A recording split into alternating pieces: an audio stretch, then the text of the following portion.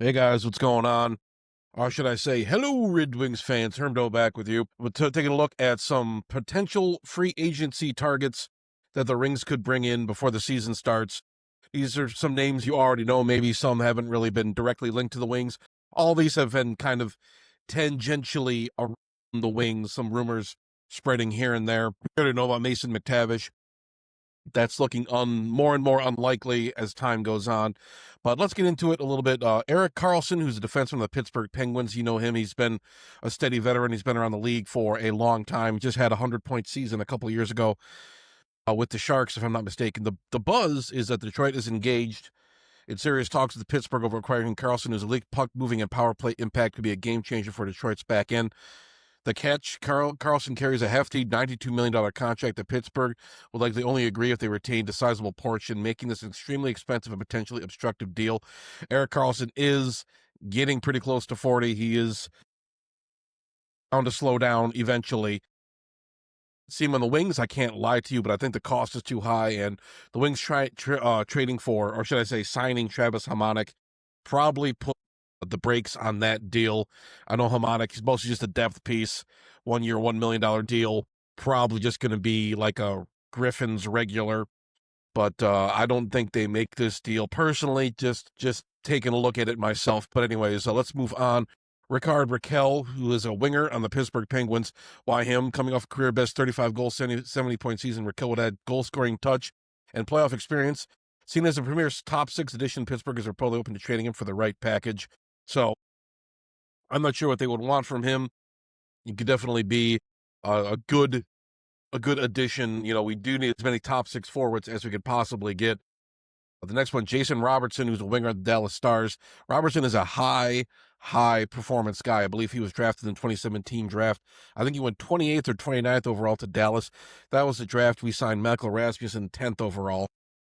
You know, Robertson, those guys well outside the top 20, you know, almost, you know, and he was in the top 30, you know, but he's one of those guys that, you know, has 100-point seasons. I don't know what, you know, Dallas would want for the guy, but, you know, that would be a hell of an addition to the Red Wings. The guy is a consistent, like, triple-digit scorer. High-acting offensive winger, formerly near or over 100 points. Robertson aligns with Detroit's timeline and need for dynamic scoring. His value is high, and Detroit would have to make a steep investment through analysts believe the upside is worth it. I believe the upside is worth it as well. That would be interesting, really interesting. That would be, I don't know if Yzerman's going to swing for the fences. I don't know if he's ever going to swing for the fences or bring some big name in here, but that's one to watch. That's from Octopus Thrower, so we'll see if anything comes out of it. I doubt it, though. I just don't think Yzerman is ready to put that much into a player just yet. JJ Peterka and Marco Rossi, two forwards from the realistic targets. Both are forward prospects with high upside. Robertson leads the board, but Peterka and Rossi also make strategic sense as more cost-controlled additions. Key defensemen, Romanov, Haig, Anderson, and Byram. Detroit's blue line is far from elite, and pairing side with a competent partner is a high priority. You can't just partner him with Sherratt. It's already been 4 years of this. It's getting ridiculous. Names like Alexander Romanov, Nicholas Haig, Rasmus Anderson, and Bowen Byram represent a range of cost/value profiles that could align for Detroit. I think pretty much anything's better than the defensive core we got right now. It's just, it doesn't look good. Our defense, we only have maybe two top four defensemen. The rest are just kind of fill-ins. You got your Holes, you got your Sherratt, you know, Jacob Bernard Docker. We don't know what he's going to bring to the table. They pretty much brought him in on like a sub-billion-dollar contract. In addition to Travis Hamonic, you know, it's just kind of like hot shit back in 2014. He was a legit top four defenseman for most of his career, but I mean, come on already. The guy's an absolute liability out there. So Detroit does need help on defense. Timing and strategy, early deadline outlook. Detroit projects to have about $13.6 million in cap flexibility by the deadline, offering ample maneuverability for both trades. Front-loading trade prep, analysts expect Detroit to continue pursuing upgrades in the season, particularly using internal cap space to chase mid-season rental or long-term upgrades. If Detroit looks poised to possibly enter the postseason, I could see Yzerman maybe swinging a deal for somebody. There were rumors a couple seasons ago they might want to bring in Steven Stamkos, but he wound up signing with the Predators. That would have been interesting to see, you know, Steven Stamkos, you know, Tampa Bay Lightning legend in the red and white. That would be really exciting. But let's go over kind of a summary, a recap of what we talked about. Erik Karlsson, possible trade target, defense, left-handed defenseman, elite power play talent, veteran leadership. But the considerations, the downsides are high cap hit, pricey asset drain. We'd have to give up a lot to get him. Richard Raquel, right wing, left wing. I believe he plays both sides of the ice. He's a goal scorer, offensive threat. Fitting in versus cost/value, needs vet return. So yeah, we're going to give it to get him. Jason Robertson, he's a wing, top tier scoring upside, high ask, maybe premium price. Definitely be a premium price. He's been one of the centerpieces of that Dallas Stars team. JJ Paterka and Rossi, two high scoring forwards. You know, you probably get them at a pretty discounted price, but they just don't have the NHL track record. Granted, a lot of guys on this team are in their early 20s. I think they would fit the rebuild. You want more seasoned, more veteran guys, but you don't want to be bringing in guys in their late 30s. I mean, come on already. I mean, that's what Ken Holland doing. Yzerman seems to be doing that as well, bringing in these older dudes.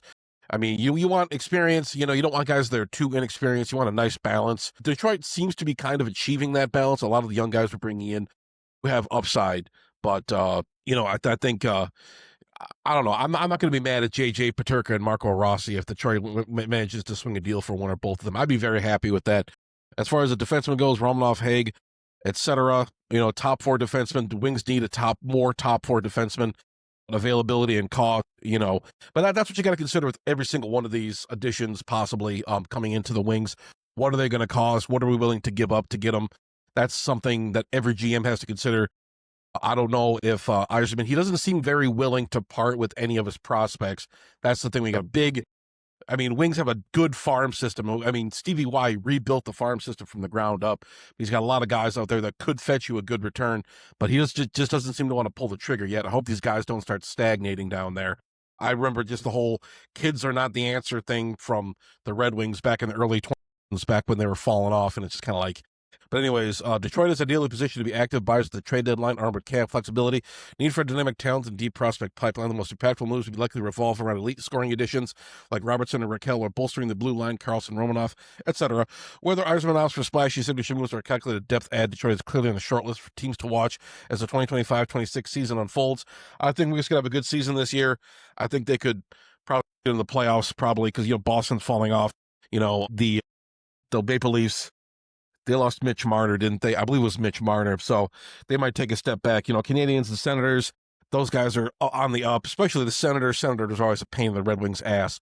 But, you know, as far as the top teams go, I mean, Florida's still the juggernaut. Florida's going to win the division this year. They could three-peat the cup this year. But, you know, the East, the Atlantic division is still, I'm sorry, the Eastern, I think it is the Atlantic division. I can't remember off the top of my head. You'd think I'd know that. But anyways, our division, the Wings division, is still very tough, very competitive. So going forward, it'll be interesting to see what the Red Wings can do this season. I think they'll be all right. I think they'll be good. They still lack a lot of top-end talent, but I think a lot of the young guys coming up will mesh well with the team. But let me know your thoughts, Red Wings fans. We already talked about predictions. We talked about roster moves. We talked about schedule and whatnot, but possible free agent additions. Is there anybody not on the list you'd be interested in seeing the Wings bring in? But that's all I got for you guys for right now. Don't forget to subscribe to the Detroit Fan Forum. Don't forget to subscribe to Hermdo. We got all sorts of fun stuff coming your way as the hockey, basketball, and football seasons begin ramping up. So yeah, check back here for more news and updates, and I'll talk to you guys later. Go Wings. Leave the gun. Take the cannoli.